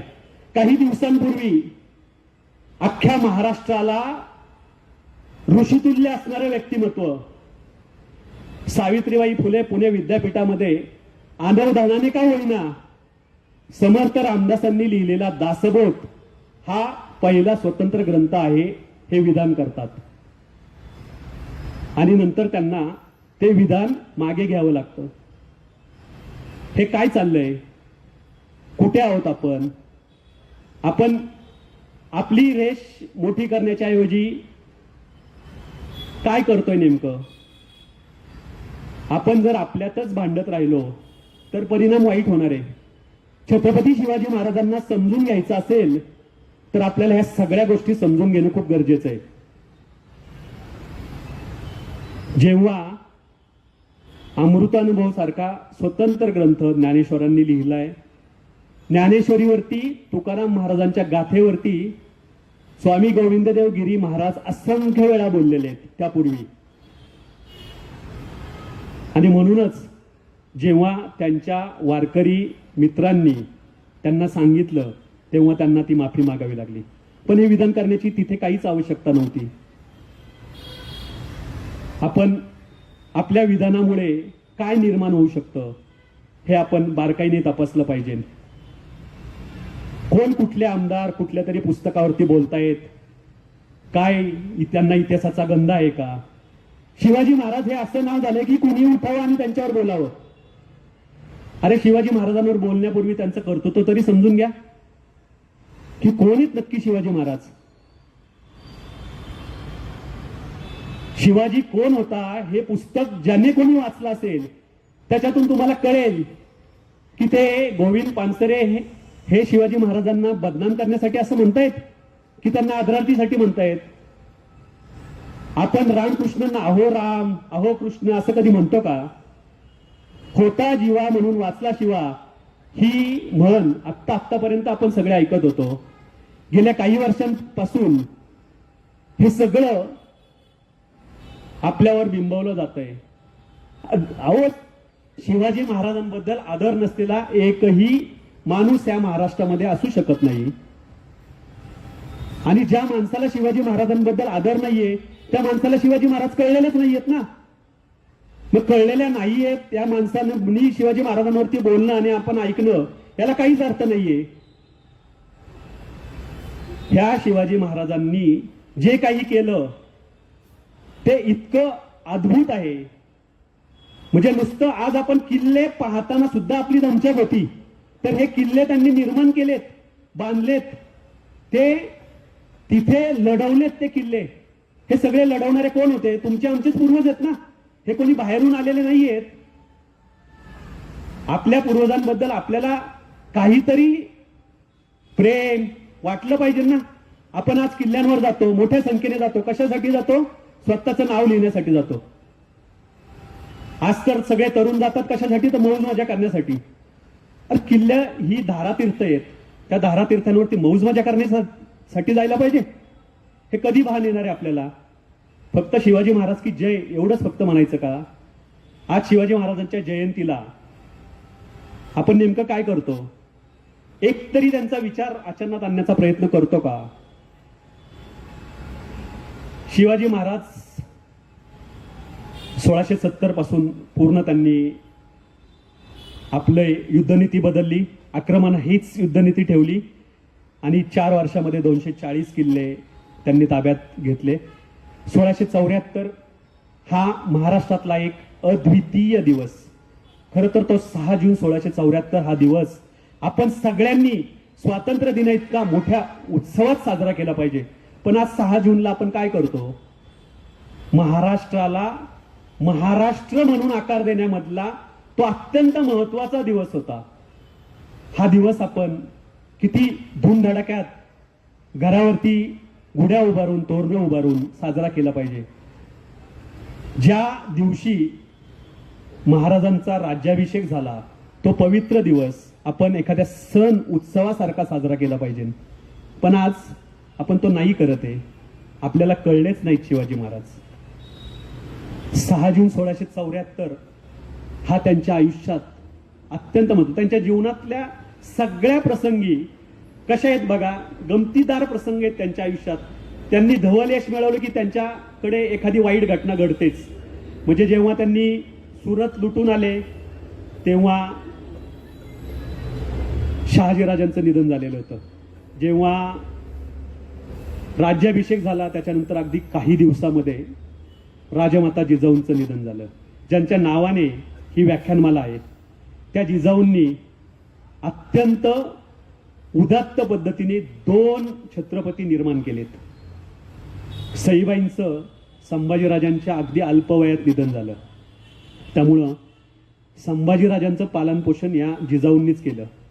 त्यामुळं संभाजीराजांना दोष देताना आपण 10 वेळा विचार केला पाहिजे की ज्या मातेनं शिवाजी महाराजांना घडवलंय त्याच मातेनं जर संभाजी महाराजांना घडवलं असेल तर त्या चुकू शकतील का? पण आपण या पद्धतीने कधी विचारच करत नाही ना. आपली विचार करण्याची मती आपण वाढवली पाहिजे. विचार करण्याचं क्षेत्र आपण बदललं पाहिजे. 1674 नंतर महाराजांच्या आयुष्यामध्ये एक अत्यंत महत्वाचा प्रसंग घडलेला आहे. तो म्हणजे दक्षिण दिग्विजय. महाराज या मोहिमेमध्ये महाराज म्हणूनच गेलेले आहेत. त्यांनी कुतुबशहा पुढे त्या काळची प्रथा असताना सुद्धा त्या सगळ्या प्रथा झुगारून दिलेल्या आहेत. ती गळाभेट झालेली आहे. ती कुठंही 2 राजांमध्ये झालेली ती भेट आहे. कुतुबशहानी शिवाजी महाराजांना महाराजांसारखंच वागवलेलं आहे आणि महाराजांच्या सगळ्या अटी कुतुबशहाने मान्य केल्या. त्या सगळ्या 1.5-2 वर्षाच्या मोहिमेमध्ये शिवाजी महाराजांनी अद्भुत पराक्रम केला. आपल्याला तो माहितीच नाहीये. आपल्याला मुळात शिवाजी महाराजांनी महाराष्ट्रात काय केलं हे माहित नाही, तर तिकडे कर्नाटकातलं माहितच नाहीये. जिंजी सारखा बेलाग किल्ला महाराजांनी जिंकला, तो सुद्धा लढाई न करता जिंकला. जो किल्ला पुढे आपली राजधानी म्हणून राहिला. दूरदृष्टी बघा. जिंजी जिंकल्यानंतर आपल्याला हवाय तसं बदल महाराजांनी त्यात करून घेतला. त्यासाठी इंग्रजांकडे, पोर्तुगीजांकडे मदत मागितली. दोघांनीही ती मदत नाकारली. पण महाराजांनी आपल्या स्वतःच्या हिमतीवर, आपल्या तंत्रज्ञानाकडून तो सगळा किल्ला आपल्याला हवा तसा बांधून घेतला. तो अभेद्य बनवला. महाराजांना माहिती होतं की आपला खरा शत्रू हा औरंगजेब आहे आणि तो स्वराज्यात एक ना एक दिवस येणार. तर आपल्याला काहीतरी पर्याय व्यवस्था निर्माण करणं हे अत्यंत गरजेचं आहे. इतकी दूरदृष्टी असणारे महाराज जिंजी सारखा किल्ला आपल्या महाराष्ट्रातल्या किल्ल्यांनी इतकाच किंबहुना त्यापेक्षा अधिक अभेद्य बनवतात. ह्या जिंजी आजही आपल्याला पाहायचा ठरवला तर तो आपल्या राजगडापेक्षा, रायगडापेक्षा काही पटीने जास्त वेळ लागतो. 7 किल्ल्यांचा मिळून बनलेला हा किल्ला आहे. आता नुकताच 8वा त्याचा भाग सुद्धा, म्हणजे 8 किल्ल्यांचा मिळून झाला. मी जेव्हा पाहिला होता तेव्हा फक्त 3च भाग मला माहिती होते. त्यानंतर जेव्हा 5 भाग झाले तेव्हा 5 भाग पाहिले. पण आता नव्याने ते 8 भाग उजेडात आलेले आहेत. संशोधन ही अखंड चालणारी प्रक्रिया आहे. तर ह्या महाराजांनी हा जिंजी अभेद्य बनवला. दक्षिण दिग्विजय करून आले. दरम्यानच्या काळात जी एक गोष्ट घडलेली होती, जेव्हा पुरंदरच्या तहामध्ये, तहापूर्वी म्हणजे जेव्हा मिर्झा राजाचं सैन्य थेट राजगडाच्या पायथ्याला आलेले, तेव्हाच महाराजांनी आपली राजधानी हलवण्याचा विचार केलेला होता.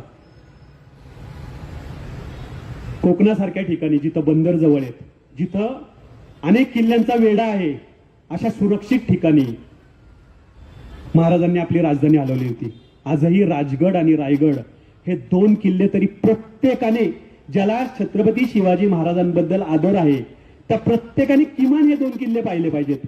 तर छत्रपती शिवाजी महाराज काय ते आपल्याला कळेल. शिवाजी महाराजांना समजून घेताना त्यांचे किल्ले समजून घेतले पाहिजेत. शिवाजी महाराजांना समजून घेताना त्यांची युद्धनीती समजून घेतली पाहिजे, त्यांचं अर्थकारण समजून घेतलं पाहिजे. मस्कत पर्यंत त्यांचा व्यापार होता. आज जे आपण होर्मुझ नावाचं ज्याच्यावरून जे वाद पेटलेला आहे हा सगळा दोन राष्ट्रांमधला, त्या होर्मुझ बंदरातून त्यांचा व्यापार चालत होता. आपल्याला हे माहिती आहे का? शिवाजी महाराज समजून घेण्यासाठी त्यांचं अर्थकारण समजून घेतलं पाहिजे, त्यांचं परराष्ट्रकारण समजून घेतलं पाहिजे. छत्रपती शिवाजी महाराज दक्षिण दिग्विजयानंतर महाराष्ट्रात परत आल्यानंतर अगदी अल्प काळामध्ये आकस्मिकरित्या त्यांचं निधन झालेलं आहे. महाराष्ट्रातल्या आयुष्यातला, महाराजांच्या आयुष्यातला आणि महाराष्ट्राच्या आयुष्यातला तो अत्यंत काळा दिवस. 3 एप्रिल 1680 या दिवशी त्यांचं दुर्दैवी निधन झालं. 1630 ते 1680 अवघ्या 50 वर्षांची त्यांची कारकीर्द, ज्या औरंगजेबाला 89-90 वर्षांचं आयुष्य लाभलं त्याच्या तुलनेत म्हणावी तर निम्मी. आज औरंगजेबाचं नाव आपण आदराने घेतो का? 50 वर्षांच्या कारकिर्दीमध्ये शिवाजी महाराजांना इतक्या वेगवेगळ्या पद्धतीने अलौकिक कर्तृत्व त्यांनी गाजवलं असल्यामुळं आजही आपण त्यांचं नाव आदराने घेतो. जोपर्यंत चंद्र सूर्य अस्तित्वात आहे तोपर्यंत हे नाव असंच राहणार आहे. छत्रपती शिवाजी महाराज की जय एवढं म्हणणं खूप सोपं आहे, त्यांना समजून घेणं खूप अवघड आहे. छत्रपती शिवाजी महाराज कळतात कधी? तर छत्रपती शिवाजी महाराज कळतात हे शिवाजी महाराज गेल्यानंतर जास्त प्रकर्षाने कळतात. खरं तर मी तासापेक्षा जास्त वेळ बोलतोय. तुम्ही थांबवायचं असेल तर मला सांगा, मी थांबतो. शिवाजी महाराज गेल्यानंतर ते आपल्याला जास्त पद्धतीने कळतात. संभाजी महाराज त्या काळामध्ये रायगडावरती नाही, पन्हाळ्यावरती आहेत. सगळं सैन्य संभाजी महाराजांच्या बाजूने उभा आहे. यावरून तुम्ही संभाजी महाराज सैन्यात किती लोकप्रिय होते याचा अंदाज घ्या. हंबीरराव हे खरं तर राजाराम महाराजांचे सक्के मामा, पण ते ठामपणे उभे राहिलेत संभाजी महाराजांच्या काळात. त्याचं कारण स्पष्ट आहे. राजाराम महाराजांचा जन्म आहे 1670चा आणि संभाजी महाराजांचा जन्म आहे 1657चा. राजाराम महाराजांना त्यांनी आपल्या केवळ लहान बंधूंप्रमाणे नाही वाढवलं, तर आपल्या मुलासारखं राजाराम महाराजांना संभाजी महाराजांनी वाढवलेलं आहे. जेव्हा ते गादीवर आले तेव्हा स्वतः राजाराम महाराजांची त्यांनी लग्न लावून दिलेली आहेत. येसूबाई ह्या संभाजी महाराजांच्या पत्नीचं कर्तृत्व आजच्या प्रत्येक स्त्रीने आदर्श घ्यावा इतकं दैदिप्यमान कर्तृत्व आहे. पुढच्या काळामध्ये जेव्हा रायगड पडला तेव्हा ह्या येसूबाई त्यांचे पुत्र शाहू, म्हणजे त्यांचंही नाव खरं तर शिवाजी असंच होतं, तर त्या शाहूसह ते अटकेत पडले. किती काळ अटक असावी ही तुम्ही कल्पना करू शकणार नाही, इतकी दीर्घ काळाची अटक आहे.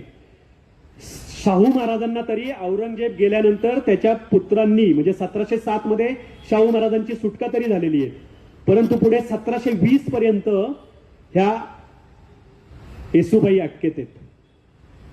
का टिकून राहिल्या त्या तिथं एवढी वर्ष? तर त्याचं एकमेव कारण आहे, त्या छत्रपती शिवाजी महाराजांच्या सुनबाई आहेत. छत्रपती शिवाजी महाराजांचे संस्कार त्यांच्यावरती झालेले आहेत आणि या निकषावरती त्या सगळ्या अडीअडचणींना पुरून उरलेल्या आहेत. असं असताना त्यांनी शाहू महाराजांना घडवलेलं आहे. एकीकडं शिवाजी महाराज गेल्यानंतर संभाजी महाराज गादीवरती आल्यानंतर औरंगजेब लगेच स्वराज्यात येतोय. काय येतोय तो? तर त्याचा मुलगा अगोदर आलेला असतो आणि त्याच्या मुलाला अकबराला संभाजी महाराजांनी आश्रय दिलेला असतो. हे केवळ निमित्त झालं. त्याला आपण कुठल्याही गोष्टीला एक निमित्त लागतं असं म्हणतो, पण तो येणार हे 1770 पासून त्याचं नियोजन होतंच. शेवटी तो शिवाजी महाराज गेल्यानंतर स्वराज्यावरती आला. अकबराला या शिवपुत्रांनी का साथ दिली? तर अकबराच्या मदतीने राजपुतांना एकत्र करून दिल्लीची पातशाही उलटून टाकण्यासाठी हे नियोजन होतं संभाजी महाराजांचं. सगळे शत्रू संभाजी महाराजांवरती अधिक आक्रमकपणे येत राहिले, परंतु संभाजी महाराज सगळ्यांना पुरून उरले. शिवाजी महाराजांनी जे स्वराज्य निर्माण केलेलं होतं ते संभाजी महाराजांच्या काळात काही ठिकाणी कैक पटीने वाढलेलं दिसतं. हे कशामुळे घडलं तर शिवाजी महाराजांची सगळी नीती संभाजी महाराजांनी आहे तशी पुढे चालू ठेवली. आहे तशी. दुर्दैवाने संभाजी महाराज पकडले गेले संगमेश्वर सारख्या ठिकाणी. तिथं सुद्धा शेवटच्या काळात सुद्धा त्यांनी लढाई केलेली आहे. ते कुठेही त्यांना व्यसन नव्हतं. कुठलंही म्हणजे त्यांच्या वरती ज्या ज्या स्त्रियांच्या नावाचे आरोप केले जातात ते धादांत खोटे आहेत. ते सगळे पुराव्यानिशी सिद्ध झालेले आहेत. हे कुठं आलं तर हे चिटणीस बकरीतून आलं. हे कुठं आलं तर चिटणीस बकरीतूनच पुढं हे आपले थोर नाटककार वसंत कानेटकर यांनी सगळ्यांपर्यंत नेलं आणि म्हणून संभाजी महाराज अधिक बदनाम झाले. चिटणीस बखर वाचणारी खूप कमी लोक आहेत, पण कानेटकरांची नाटकं पाहणारी अनेक लोक आहेत. त्या नाटकांमुळे संभाजी महाराज बदनाम झाले. त्यांच्या आयुष्यात कुठल्याही स्त्रिया आलेल्या नव्हत्या. शिवाजी महाराजांनी 8 विवाह केले. संभाजी महाराजांचे 2 विवाह झालेले होते.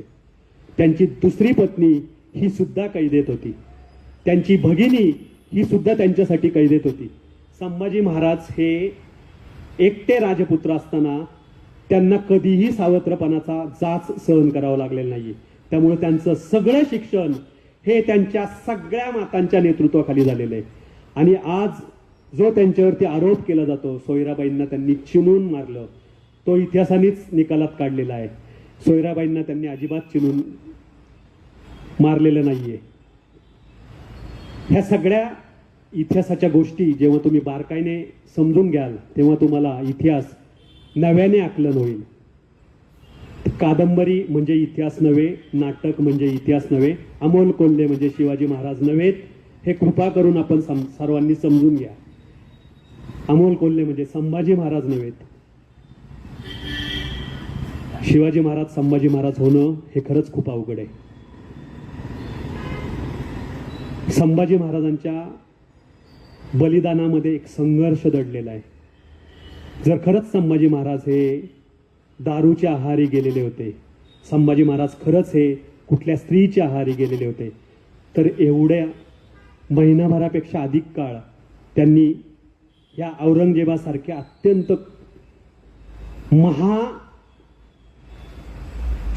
ज्याला काय उपमा ज्या द्याव्यात त्या कमी आहेत, म्हणजे ज्यांनी बापाला मारलं, ज्याने मुलांना मारलं, ज्यांनी भावांना मारलं, अशा शत्रूंनी किती हाल करावेत त्यांचे. मी डोळे काढले, जीभ कापली. कवी कलशाचेही तेच हाल करण्यात आले. हे दोघंही शेवटपर्यंत एकमेकांशी एकनिष्ठ राहिलेले आहेत. मैत्री असावी तर ती अशी असावी, याचं उत्तम उदाहरण हे दोघ जण आहेत. आज हे आपल्यापर्यंत पोहोचत नाही. संभाजी महाराज संगमेश्वर पासून बहादूरगड मार्गे वडूपर्यंत, आज पण त्याच्यातही अनेक वाद आहेत. वडू की तुळापूर, अरे जिथं संभाजी महाराजांच्या पुत्राने शाहू महाराजांनी जिथं सनदा दिल्यात की वडू ही संभाजी महाराजांची समाधी आहे, जिथं ती त्यांनी बांधलेली, तिथं तुळापूर येतं कुठून? कोणीतरी निरगुडकर उठतायत, आपली जमीन आहेत म्हणून तुळापूरला संभाजी महाराजांच्या समाधीचं प्रश्न निर्माण करताना आपण कुठे चाललोय? 2-2 समाधी आपण संभाजी महाराजांच्या गृहीत धरतोय. कुठेतरी खरा इतिहास समजून घ्या मित्रांनो. कुठेतरी जे खरं आहे त्याला भिडा आणि वस्तुनिष्ठपणे त्याला सामोरे जा. तुळापूर हे आजही आपलं पवित्र तीर्थक्षेत्र आहे, जी आपल्याला सगळ्यांना माहिती आहे. जिथं संगम, 2 नद्यांचा संगम होतो, 3 नद्यांचा संगम होतो, तिथे पवित्र तीर्थक्षेत्र आपण मानतो. याच तुळापूरचं पूर्वीचं नाव नागरगाव होतं, जिथं शहाजी राजांनी हत्तीच्या मदतीने एक तुला केलेली होती, म्हणून त्याचं गाव, या नागरगावाचं तुळापूर पडलेलं आहे. हे सगळं आपण समजून घेतलं पाहिजे. ह्या तुळापूरचं वैशिष्ट्य. आज आपण त्रिवेणी संगम म्हणतो, पण प्रत्यक्ष तिथं भीमा आणि इंद्रायणी याच दोन नद्यांचा संगम आहे. भीमा आणि भामा या नद्यांचा संगम, त्याच्या पलीकडे असणाऱ्या, कोणाला माहिती आहे का तो संगम कुठं येतो? की भीमा आणि भामा या दोन नद्यांचा संगम, आपण बीड असणाऱ्या, कोणाला माहिती आहे का तो संगम कुठं येतो? की भीमा आणि भामा या दोन नद्यांचा संगम आपण बहुळ नावाच्या गावातून, बहुळच म्हणतो काय, आळंदीतून जो आपण इकडे जातो, शेल पिंपळगाव, या पिंपळगाव नावाच्या गावाच्या अलीकडे, म्हणजे शेल पिंपळगावचीच हद्द येते, तर शेल पिंपळगावच्या ठिकाणी ह्या दोन नद्यांचा संगम येतो. तिथनं पुढं ही भामा नदी भीमेमध्ये मिळते आणि भामाच होते, म्हणजे भीमाच होते आणि भीमा पुढे इंद्रायणीला मिळते. तर हे संगम असणाऱ्या पवित्र तीर्थक्षेत्राला निरगुडकरांनी एक वेगळं रूप दिलेलं आहे. पण वस्तुस्थिती वडूलाच त्यांचं निधन झालेलं आहे, तिथंच त्यांची समाधी आहे. ह्या संभाजी महाराजांचं बलिदान महाराष्ट्राने व्यर्थ जाऊ दिलं नाही. प्रत्येक घरातला प्रत्येक युवक पेटून उठला आणि पुढं राजाराम महाराजांना रायगड पडल्यानंतर येसुबाईंनी शितापीने बाहेर काढलं. रायगड पडण्याच्या अगोदरच काढलेलं आहे, शितापीने बाहेर काढलं आणि राजाराम महाराज प्रतापगड, विशाळगड असं करत करत ते जिंजीकडे गेलेत. या सगळ्या काळामध्ये महाराजांनी ज्यांना ज्यांना मदत केली त्या सगळ्यांनी राजाराम महाराजांना मदत केली. दूरदृष्टी बघा महाराजांची. जिंजी हे हारजी राजा महाडिकांच्या पत्नीच्या ताब्यात होतं. राजाराम महाराज आल्याचं कळताच त्यांनी ते राजाराम महाराजांच्या ताब्यात दिलं. पुढं 9 वर्ष राजाराम महाराज लढले, तिथून लढले जिंजीमधून. राजे स्वराज्यात नाहीत तरीही महाराष्ट्र लढतोय, ही केवढी मोठी क्रांती आहे. आणि याचं एकमेव कारण आहे छत्रपती शिवाजी महाराजांचा विचार. छत्रपती शिवाजी महाराजांनी या जनतेत प्रत्येकात एक विशिष्ट आग भरलेली होती, विशिष्ट ध्येय प्रत्येकात ओतलेलं होतं. त्या ध्येयाने अख्खा महाराष्ट्र पेटून उठला. आणि राजाराम महाराज स्वराज्यात नसताना स्वराज्य तर राहिलंच. राजाराम महाराजांनी जुल्फिकार खानाला झुलवत ठेवलं. 9 वर्ष त्याच्याशी संगनमताच्या वाटाघाटी केल्या. शेवटी औरंगजेबाच्या हे लक्षात आल्यानंतर जुल्फिकार खानाने राजाराम महाराजांना हे सांगितलं, म्हणून राजाराम महाराज परत स्वराज्यात आले. त्या राजाराम महाराजांना आपण कितीतरी चुकीची विशेषणं लावतो. अरे राजाराम महाराजांना का वागावं लागला तसं थोडं समजून घ्या. प्राप्त परिस्थितीमध्ये पर्याय नसतात. पर्याय नसताना राजा हा सगळ्यांचा पोशिंदा असतो, त्याला प्राप्त परिस्थितीत योग्य तेच निर्णय घ्यावे लागतात. आणि राजाराम महाराजांनी ते घेण्याचं धारिष्ट्य दाखवलं आणि म्हणून आपलं राज्य टिकलं. राजाराम महाराजांनी, शिवाजी महाराजांनी जे स्वप्न पाहिलं ते स्वप्न साकार करण्यासाठी जो जिंकेल तो प्रदेश त्याचा होईल, यासाठी दिल्ली जिंकल तर तुम्हाला काय काय मिळेल हे सुद्धा राजाराम महाराजांच्या आज्ञेमध्ये त्यांनी लिहिलेलं आहे. म्हणून आज आपल्याला आपले सगळे सरदार हे वेगवेगळ्या प्रांतांमध्ये गेलेले दिसतात. हे राजाराम महाराजांच्या काळात सुरुवात झालेली आहे. राजाराम महाराजांचं अल्पायुषी ठरले ते सिंहगडावरती त्यांचं अकाली निधन झालं. तिथनं पुढं तर आणखीन तीव्र संघर्ष झाला. ताराराणी ह्या आपल्या बाल असणाऱ्या मुलाला मांडीवरती घेऊन स्वतः राज्यकारभार केलं. त्याचंही नाव परत शिवाजी आहे. म्हणजे शिवाजी संभाजी हे नाव या घराण्यामध्ये सर्रासपणे वारंवार येताना दिसतं. तर या राजाराम महाराजांच्या पत्नीने ताराराणींनी औरंगजेबाला अजिबात सोडलं नाही. औरंगजेबाने 2 वेळा त्यांच्याशी तह करण्याचा प्रयत्न केला, परंतु ताराराणींनी तहाला अजिबात होकार दिला नाही. ताराराणींच्या काळामध्ये त्यांनी एक युद्धनीती अवलंबलेली होती. ती युद्धनीती जर आपण आजही तिचा अभ्यास केला तर आपण थक्क होतो. ती युद्धनीती अशी होती की औरंगजेबाने एखाद्या किल्ल्याला वेढा घातला तर तो किल्ला पावसाळा येईपर्यंत लढवायचा. पावसाळा आला की तो किल्ला लाच ताब्यात घ्यायची आणि तो किल्ला मोगलांना सोपवायचा. ही आपल्या किल्लेदारांना घालून दिलेली शिस्त. म्हणजे मोगलांकडून पैसे घ्यायचे आणि तो किल्ला मोगलांकडे संपवायचा. मोगलांकडे दिला, सुपूर्द केला की पावसाळा होईपर्यंत मोगल त्याच्यात धान्य जमा करायचे, शस्त्र जमा करायचे, इमारती तुटलेल्या बांधकाम करायचे, हे सगळं त्यांचं सगळं व्हायचं तिथं. आणि मग पावसाळा संपल्या परत आपलं सैन्य जायचं, तो किल्ला ताब्यात घ्यायचा. म्हणजे आपल्याकडं शस्त्र येत होती, आपल्याकडे धान्य येत होतं. ही तारा राणींची युद्धनीती होती. शेवटी जर्जर झालेल्या औरंगजेबाला या महाराष्ट्राच्या मातीतच तारा राणींनी गाडलं. इतका देदीप्यमान पराक्रम या शिवाजी महाराजांच्या स्नुषेने केलेला आहे की आजही जगातली सर्वात कर्तृत्ववान स्त्री म्हणून तिचा आदराने उल्लेख केला जातो. या तारा राणींचा आज आपल्या युवती अभ्यास करतात का? त्यांना समजून घेतात का? आज आपण किती गोष्टींमध्ये कमी पडतो.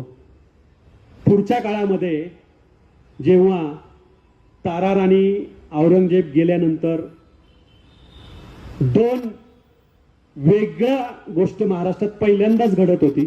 औरंगजेबाच्या पुत्राने शाहू महाराजांना सोडलं आणि त्या पाठीमागचं धोरण होतं शाहू महाराज आणि तारा राणी यांच्यामध्ये संघर्ष व्हावा.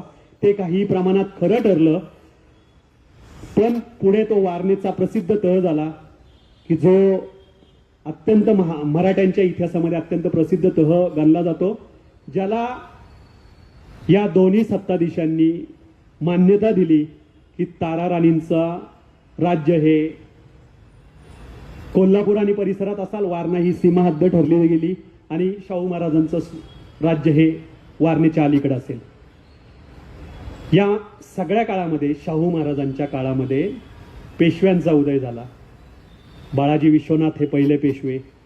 पहिल्या बाजीरावांचं कर्तृत्व तुम्हाला सगळ्यांना माहिती आहे. पहिले बाजीराव हे शिवाजी महाराजांचे कट्टर अनुयायी होते.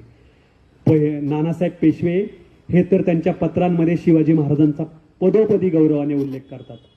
हे सगळं साम्राज्य पहिल्या बाजीरावांच्या काळामध्ये आपण सातत्याने उत्तरेत मोहिमा काढल्या. नानासाहेबांच्या काळामध्ये उत्तरेत मोहिमा काढल्या. नानासाहेबांच्या काळामध्ये जो 1761ला पानिपतचा मोठा लढा झाला, ज्यात मराठ्यांच्या प्रत्येक घरातलं एक सदस्य त्या काळात लढला गेला. मराठ्यांचा मोठा नामुष्कीजनक पराभव झाला. म्हणून काही वर्ष आपण संक्रांत हा उत्सव सुद्धा साजरा करत नाही आणि काही ठिकाणी तो आजही साजरा करत नाही. तर या पराभवाचं उट्ट या सगळ्या आपल्या शिलेदारांनी अगदी काही वर्षामध्ये काढलं. महादजी शिंदेंनी लाल किल्ल्यावरती आपला भगवा ध्वज फडकवला. तो अभिमानाने 18 वर्ष डौलत होता. असं स्वराज्य आपलं साम्राज्यात रूपांतर झालं. पानिपत सारखं संकट कोसळून सुद्धा आपण सातत्याने अख्ख्या भारतभर पुरून उरलो आणि या भारताला एकत्र ठेवण्याचं सगळ्यात महत्त्वाचं काम हे महाराष्ट्राने केलं. आणि महाराष्ट्र राहिला म्हणून भारत राहिला.